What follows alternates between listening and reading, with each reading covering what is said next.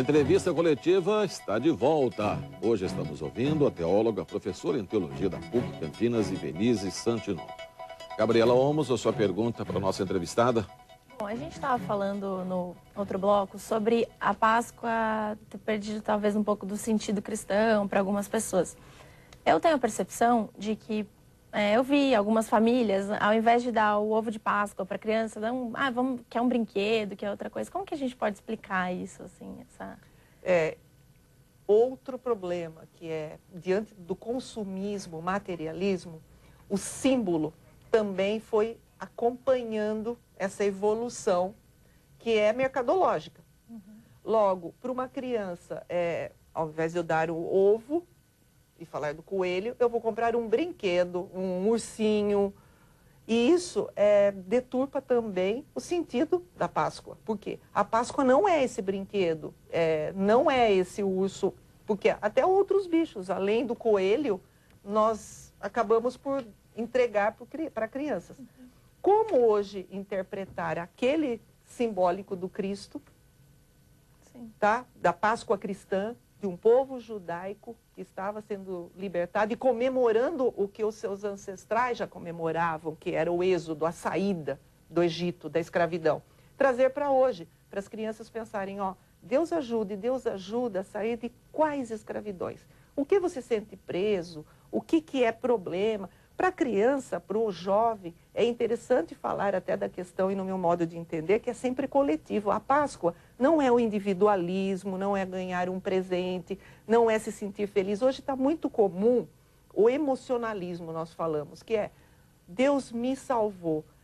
Quem sabe ficaria muito mais interessante falar Deus nos salva, sabe? Cristo nos liberta. E Ele nos libertou e continua nos libertando, além do coelhinho. Quer dar o brinquedo, é simbólico em função de um agrado, mas o significado não pode ser perdido. Professora, é uma data cristã, então a gente presume que todas as religiões cristãs comemoram a Páscoa. Então, duas perguntas. Primeiro, todas elas, mesmo diferentes, comemoram da mesma maneira a Páscoa?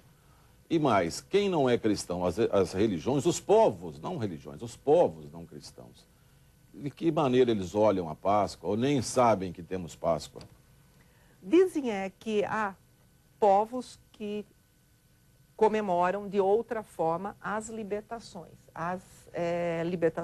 de processos.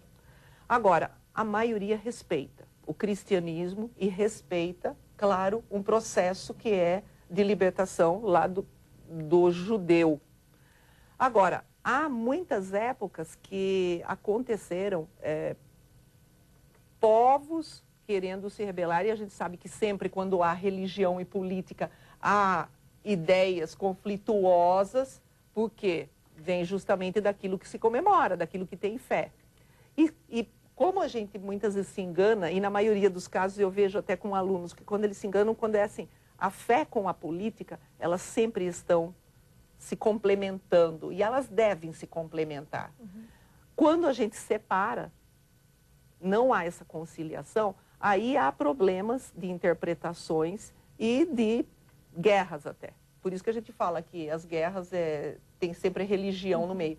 Por quê? Elas duas andam de mãos atadas e que muitas vezes desatam por problemas que são de significados, de teorias, de hierarquias, de poderes institucionalizados. E os poderes institucionalizados, eles trazem muitos conflitos e divisões. E nessas divisões ocorre de alguns comemorarem, alguns não respeitarem e acharem até que é bobagem comemorar.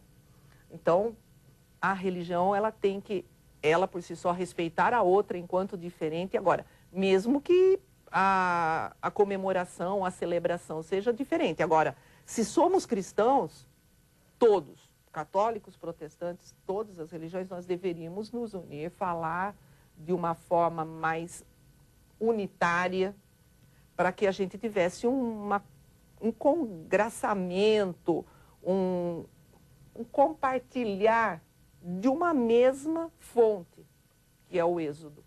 Professora, o Estado é laico, ou Isso. seja, não tem religião. Isso. Entretanto, a senhora falou, e eu concordo, de que é importante que se tenha religião, né? Não oficial, mas que as pessoas tenham religião. Que importância a senhora daria à ausência de religiosidade nas escolas para as crianças? Porque os adultos, nós já vemos que o negócio nosso adulto aqui é fazer churrasco, etc., no dia da Páscoa. Ninguém lembra de coisa nenhuma. Isso poderia mudar começando com as crianças na escola, mas a escola, o Estado é laico. Como é que resolve isso? Olha, no Brasil, só para a gente ter uma ideia, nas últimas décadas, aconteceram muitas discussões com as secretarias de educação e com governos nos diferentes estados do Brasil. Alguns estados, falando só em Brasil, hein? Alguns estados queriam uma disciplina de estudo religioso, educação religiosa. Outros estados, por ter uma pessoa que não compartilhava, e independentemente de ser católico ou protestante, não compartilhava com ideias religiosas, algumas pessoas mais ateias, vamos dizer assim, ou céticas, o que acontecia? Não deixava colocar nenhuma disciplina justamente pela ideia. O Estado é laico, não tem que se posicionar diante de religião. Alguns estados têm educação religiosa no país. Então, há muita essa divergência política. Religião? Não, aí não pode ensinar a religião só católica, só precisaria ser, então, no caso, ela bem isenta de partidarismos, vamos dizer assim.